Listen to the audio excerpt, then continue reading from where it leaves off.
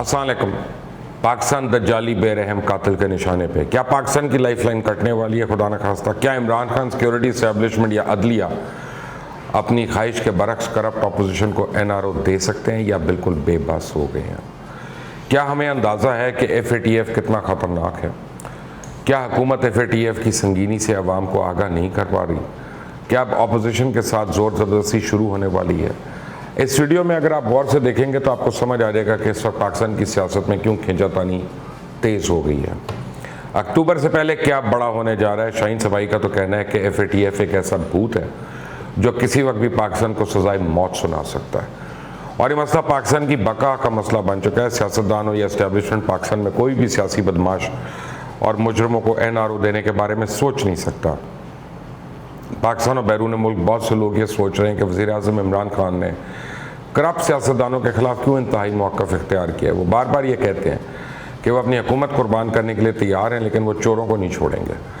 اس position کی بنیاد پہ ان کا پختہ یقین ہے، جسے وہ سمجھتے ہیں کہ یہ پاکستان کی بقا کے لیے ایک خطرہ ہے۔ اس حوالے سے شاہین صفائی تو کہتے ہیں کہ خان کتنا ٹھیک ہے یہ اب واضح ہو چکا ہے، کیونکہ یہ پالیسی پاکستان کو قومی خودکشی یا کسی گہرے بلیک ہول سے بچانے کے واحد آپشن میں تبدیل ہو گئی ہے، جو ہر شخص اور ہر چیز کو ڈبو کر رکھ سکتی ہے۔ اور اس دجالی بے رحم قاتل کو FATF کہتے ہیں۔ اکتوبر 2020 میں اس بات کا فیصلہ کیا جائے گا کہ پاکستان گرے لسٹ سے نکلتا ہے یا نیچے بلیک لسٹ میں دھنس جاتا ہے، اور یہ دن بڑی تیزی سے قریب آتا جا رہا ہے جب پاکستان کی قسمت کا فیصلہ کیا جائے گا۔ بھارت جیسے دشمن پاکستان کو بلیک لسٹ میں رکھنا چاہتے ہیں۔ سرکاری عہدیدار FATF کی شرائط کو پورا کرنے کی پوری کوشش کر رہے ہیں، اور سرکاری ترجمان یہ دعویٰ کرتے رہے کہ ہم نے بلیک لسٹ سے گرے لسٹ سے بچنے کے لیے بہت کچھ کیا، تاہم حقیقت کچھ اور ہے۔ کسی نے حقیقت میں تفصیل سے نہیں بتایا کہ FATF کیا سوچتا ہے، کیا چاہتا ہے، اور کیا پاکستانی سب کو ڈیلیور بھی کر سکتا ہے کہ نہیں۔ پاکستان کیا فراہم کر سکتا ہے اور کتنی جلدی؟ FATF کی تحقیقات اور اس کے نتائج کی گہرائی اتنی اعصابی ہے کہ اس کے بارے میں جاننا مشکل ہو جاتا ہے کہ باقی کیا ہے۔ یہ میت کے پوسٹ مارٹم کی رپورٹ کی طرح ہے۔ صرف چند افراد جو اس معاملے سے نمٹ رہے ہیں وہی جانتے ہیں۔ عوام میں ان سخت حقائق کے بارے میں بات کرنے سے گھبراتے ہیں، ان کو سچ نہیں بتاتے، اور ان پر زیادہ کہنے کو کچھ ہے بھی نہیں۔ اسی طرح بیان بازی، پروپیگنڈا، وعدے جو زیادہ تر سیاسی طور پہ محرک ہوتے ہیں، میڈیا کے بیانیے پہ غالب رہتے ہیں، جبکہ حقیقت ناقابل یقین اور حیران کن ہے۔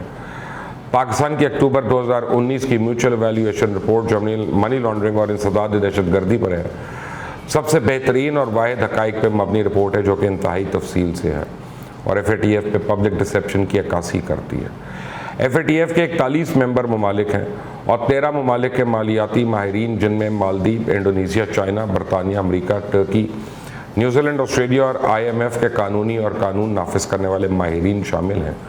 انہوں نے پاکستان کے معاملے کا جائزہ لیا اور اس کا اندازہ لگایا، اور ان میں سے کسی بھی ملک کے تنظیم سے تعلق رکھنے والے لوگ پاکستان مخالف تو نہیں ہیں، اس لیے ان کی تشخیص کو حقیقت پسند اور معقول بھی کہا جا سکتا ہے، اور یہ 2012 کے FATF کی سفارشات اور 2013 کی اسیسمنٹ میتھڈالوجی کے مطابق تیار کی گئی۔ ڈیٹا اور انفارمیشن پاکستان نے مہیا کی، جبکہ فزیکلی جانچ پڑتال اسیسمنٹ ٹیم نے کی، جس نے پاکستان کا دورہ بھی کیا۔ 229 صفحات پر مشتمل 2019 کی MER رپورٹ نے بڑے بڑے گراف بنا کے پاکستان میں ایک فیلڈ سسٹم کی نشاندہی کی۔ قانون شکنی، عزم اور ہم آہنگی کی کمی کے بڑے گراف فرد جرم کے طور پہ سامنے آئے، اور اسے بڑے پیمانے پہ 2 حصوں میں تقسیم کیا گیا: دہشت گردی کی مالی اعانت اور منی لانڈرنگ۔ وزیر اعظم عمران خان اور ان کی ٹیم سمجھتی ہے کہ اس رپورٹ میں کیا ہے اور اس کا کیا مطلب ہے، اس لیے انہوں نے اس پہ سخت موقف اختیار کیا ہوا ہے۔ FATF نے عمران خان اسٹیبلشمنٹ یا حتیٰ کہ اعلیٰ ججز کے لیے بھی کوئی گنجائش نہیں چھوڑی کہ وہ اس پر کسی بھی قسم کا نرم یا اکوموڈیٹنگ رویہ کسی سطح پہ اختیار کر سکے، کیونکہ عدلیہ اسٹیبلشمنٹ اور پارلیمنٹ سب بڑی اہمیت کے حامل ہے۔ سیکیورٹی اسٹیبلشمنٹ کے ذریعے دہشت گردی اور دہشت گردوں کی مالی اعانت سے زیادہ مؤثر انداز میں نمٹا جا سکتا ہے۔ پاکستان FATF کو بڑی حد تک اس بات پر راضی کر سکتا ہے کہ چیلنج کا مقابلہ کرنے کے لیے سنجیدگی سے پرعزم ہے۔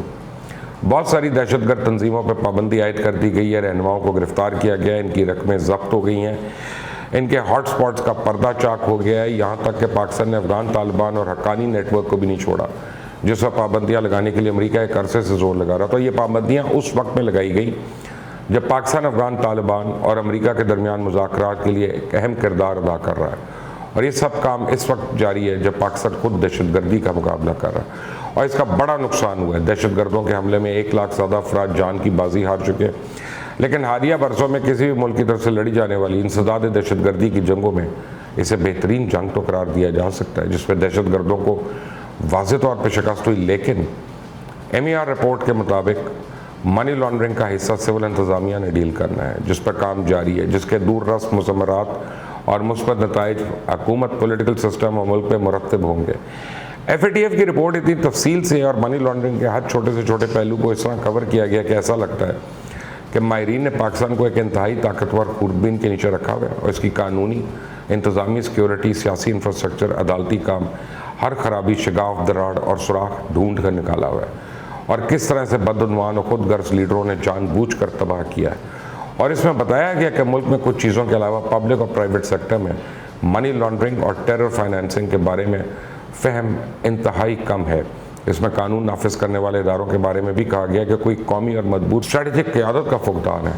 شاہین سے بھائی نے تو لکھا ہے کہ پاکستان کے ایک انتہائی سینئر ریٹائرڈ اعلیٰ بیوروکریٹ کو جب یہ رپورٹ دیکھنے اور اس پہ تبصرہ کرنے کو کہا گیا تو انہوں نے کہا مجھے ہارٹ اٹیک ہونے والا تھا، یہ رونگٹے کھڑے کر دینے والا اسکرپٹ تھا، یہ بات ہمیں پہلے کیوں نہیں معلوم تھی۔ رپورٹ میں 40 سفارشات کی گئی ہیں اور ہر ایک کو آخر میں ورڈکٹ دیا گیا کہ یہ سب 695 پیراگراف سے بیان کیا گیا، چاہے پاکستان نے سفارش پہ عمل کیا، عمل نہیں کیا یا جزوی طور پر اس کی تعمیل کی۔ اور پاکستان کو جو مارکس دیے گئے وہ صرف خوفناک تھے، کیونکہ پچھلے کئی سالوں میں سیاسی قیادت نے ملک سے غیر معمولی انداز میں ایسا کام کیا جیسے پاکستان دشمنوں کا علاقہ ہے، اور انہوں نے اسے لوٹ مار کرنے کے لیے کیپچر کیا ہوا ہے۔ حیران کن طور پہ 40 میں صرف ایک سفارش کو موافق قرار دیا گیا جو مالیاتی اداروں کی رازداری کے قوانین کے بارے میں تھا، لہٰذا پاکستان کو ان معاملات کو رازداری میں رکھنے میں اچھا فیصلہ کیا گیا۔ 9 اصلاحات کو تسلی بخش کی درجہ بندی میں شامل کیا گیا، لیکن خامیاں، تضادات اور نظام میں کوتاہیاں، طریقہ کار، قواعد کی کمی وغیرہ کی تفصیل سے نشاندہی کی گئی اور ضروری اصلاحات کرنے کا کام سونپا گیا۔ پارشل کمپلائنس کی درجہ بندی میں 25 سفارشات دی گئی۔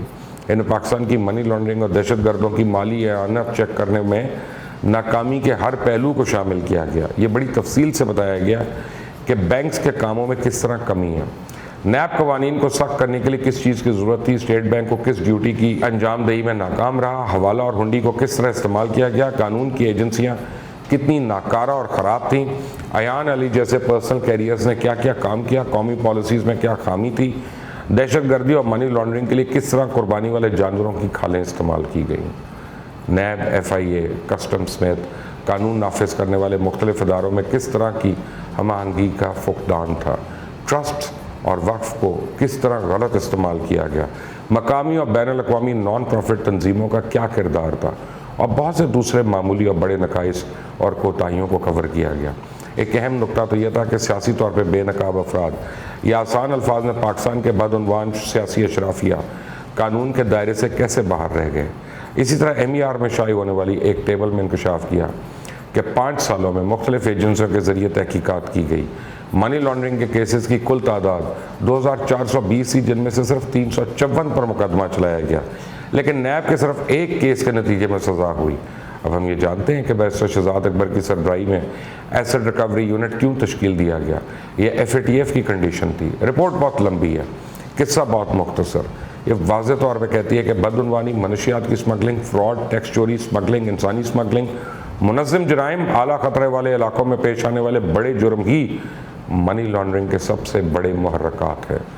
پیرا 15 اس خوفناک نوٹ سے شروع ہوتا ہے کہ بدعنوانی پاکستان کی معیشت میں ایک عام بیماری ہے، لیکن انہوں نے تسلیم کیا کہ پاکستان کو بدعنوانی کی روک تھام اور اس کا سراغ لگانے کے لیے حالیہ اقدامات کی تعریف بھی کی جانی چاہیے۔